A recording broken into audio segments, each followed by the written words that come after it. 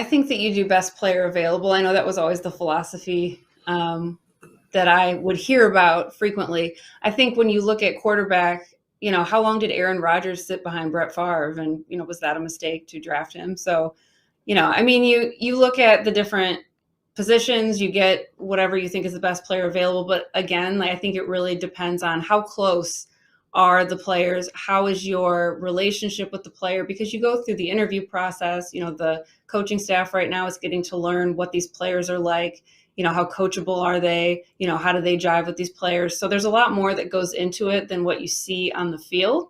But I think it's a matter of, if it's a really close call, go with the player you're looking for. But yeah, I mean, don't reach and get a player that's not worthy of that pick because you think you've got, an abundance of talent at a certain position. Yeah, I never want to reach. You don't want to just take a quarterback, just take a quarterback. We've seen that work out real well with many franchises, and it just doesn't work out. But if one falls, like Aaron Rodgers fell, or whoever, if you have a chance to upgrade that position, I see no problem with it. Mark, what is your stance on the quarterback position? You like Malik Willis. Would you do it if he fell to 31 or 32? I would definitely give it a thought process. You know what I mean? I would go over with my scouts and with my scouting team, and we would definitely talk this out. But I'm not 100% sold on Goff, so there's probably a better chance that I would. I don't think Malik is going to fall that far now. It's just we still got to see him play in the Senior Bowl game and the Combine. We still got a lot of. We still have to see a lot of eye test for Malik Willis, but we definitely, I think it's a good idea to possibly add another quarterback here because, I don't know if they're sold on Goff. He was terrible for 10 weeks here. And then, he turned it around with we had some adversity. We had some stuff that happened with Anthony Lynn. He got demoted. Dan Campbell calling plays, Ben Johnson getting promoted. So he turned it around in the last 5-6 weeks of football, but now he needs to do it again. And there's nothing wrong with adding competition, and we never did that with Stafford here. We never really pushed him to the limits. It was always, he never had anybody looking over. He was never looking over his shoulder per se. So I think with Jared Goff, I think it's kind of a must that we do add a quarterback sooner than later. Super Chat $4.99 from Roger Gawardo, my guy. Let's go pass rusher in the draft, just like offensive line complements and make the running back better. Defensive end and get a great linebacker. I'm with you, man. I love defense too. Look, if we're sitting at 2, the odds are Aiden Hutchinson or Kayvon Thibodeau is going to be a Detroit Lion. Help out the line. And if God loves us and graced us and a Nakobe Dean is sitting there at 31 or 32, or a Devin Lloyd, you got to take it at that point. I have no freaking problem with that. As long as it's not a Jared Davis type of player, hey, we good to go, man. I think that would be outstanding if that did occur. And if you see my mock draft, I love my linebackers and defensive ends. 177 in the building. Let's get to 100 likes, 20 away. And again, the link that is attached to the stream, that is Lions Nation Unite. Subscribe. Go on there and click that subscribe button. Let's get to 550 likes for Chrissy, Herman Moore, Lomas Brown, and the crew. We got another super chat here from my guy, the G himself, Mr. Travis the Goat Doyley. What is your thoughts on Calvin Austin in the third at the Senior Bowl? Mark, I haven't really heard much about this guy. The last couple, yesterday or today, but I know he was doing really well. He's running really nice routes, catching the ball, making guys look silly out there. He's a speedy, more like a Tyreek Hill type wide receiver.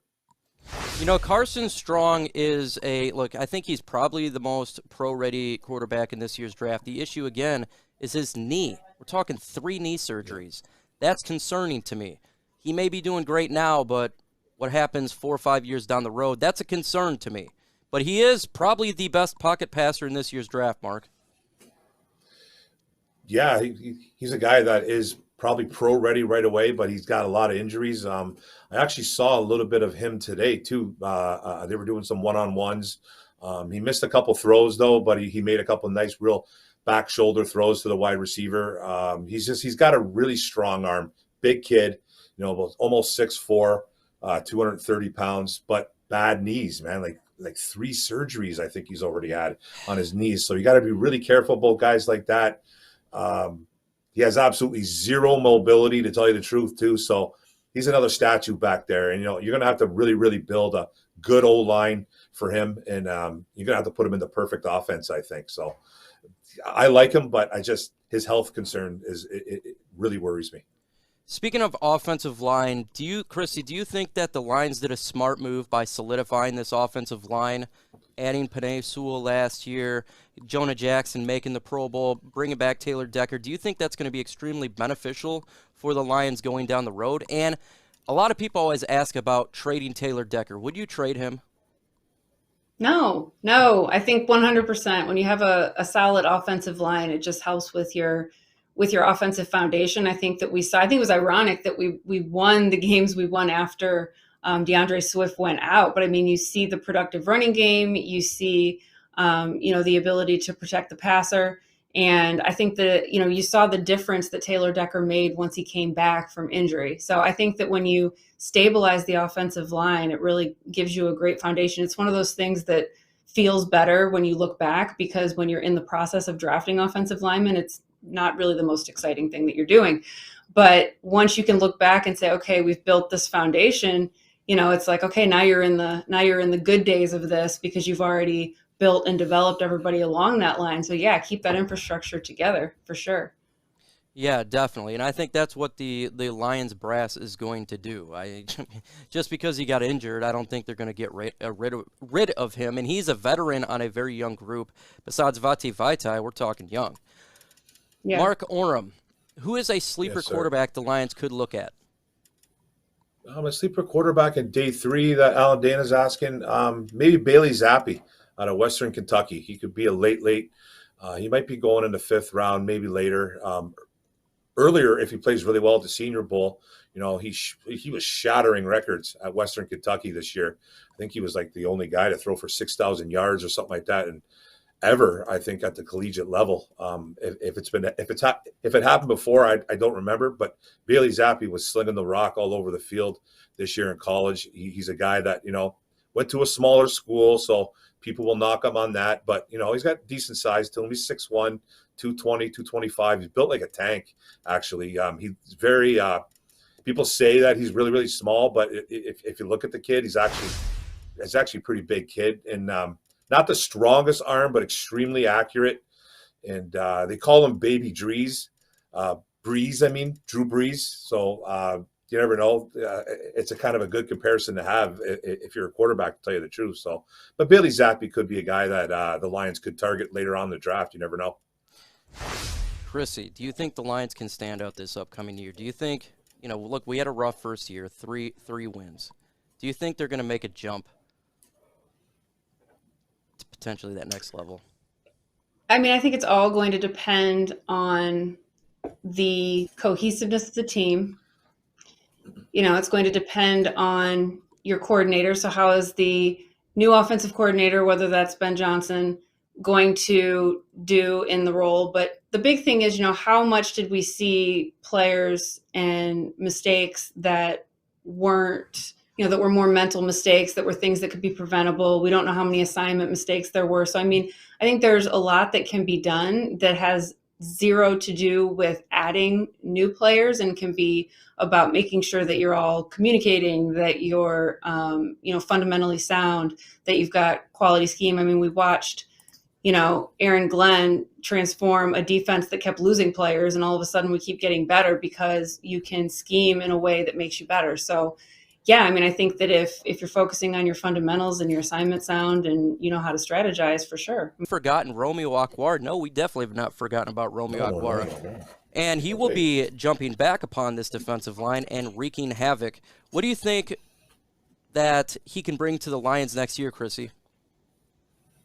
I mean, I'm just excited to see so many of these players that are coming back that we lost so early. But yeah, to have a playmaker back like that on the defensive line is huge. And it's exciting though to think about, like I've said that I really enjoy seeing a team that improves. And we saw the team improve despite the fact that they kept losing players.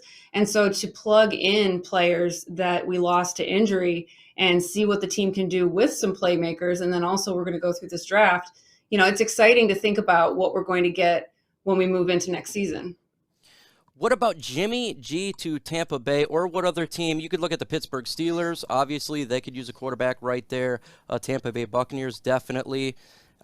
Just look at all the teams that are close to a playoff spot that are just missing a quarterback. I heard an interesting rumor today. I don't know if you guys heard about this, but it was Aaron Rodgers to the Tennessee Titans. Apparently, he purchased some home in Tennessee. He would like to go there. What would you think about Aaron Rodgers going to Tennessee and Ryan Tannehill coming to the Lions, Mark, or to the Packers? I think that'd be a really great deal for the Tennessee Titans. I don't know if it'd be a good deal for the Packers because I don't think Devontae Adams is staying in Green Bay. The weapons, are kind of limited over there in Green Bay, and rumor has it that Adams wants to travel with Aaron Rodgers, but who knows what happens there. But if Rodgers goes to the Tennessee Titans, they can, you can almost lock up that division again for them. That makes their offense even stronger with A.J. Brown and Julio Jones, and then you got the king in the backfield, Derrick Henry. That would be absolutely amazing. And then, with a defense that's kind of building still, that needs to be a little bit better, but they have gotten better. The Tennessee Titans wouldn't have really much of a competition-wise, in that division. So that'd be really nice for the Tennessee Titans. I just don't really – there'd be probably some picks obviously involved in that because it still has to be a trade done. But obviously they'd be shipping a Ryan Tannehill to the Green Bay Packers. And I'm not a big Tannehill fan. I think Derrick Henry kind of made him. So I'd kind of welcome it as a Lions fan, to tell you the truth. Do we, another super chat by Travis the Goat Doily, do we keep or get rid of Trey Flowers? Your thoughts, Lions Nation. This is going to you, Chrissy. Trey Flowers, what do we do with this guy? I have to decide and determine the fate of Trey Flowers. Yes, you are the cutter. You are the keeper. I don't like to, get rid of people, but no, I mean, I would say there's room for a change. I would think that. It's my flat opinion. What do you think, Mike? I'm going to throw it back to you. I'm used to being the interviewer. Okay, I 100% agree with you. The cap ramifications of him here does not justify his ability on the field. You got Romeo Okwara coming back. You got Austin Bryant coming back. We're probably going to take a defensive end if we stay at two at the second pick. We got the other Julian Okwara, the other Okwara on this team. Why have him on the roster? Potentially you could trade him maybe for a draft pick, but we need help in other areas, and he doesn't justify the contract.